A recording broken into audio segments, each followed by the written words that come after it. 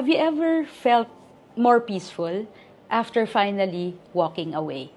I'm a psychologist at quick reflection lang.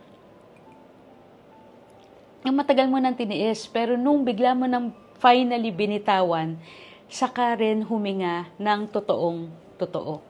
At itong pagkakaroon mo ng boundary setting at self-preservation, interesting na concept siya.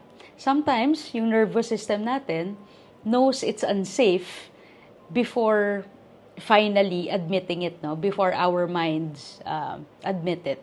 Kaya kahit takot ka, kahit may guilt, your body relaxes when you leave what hurts you.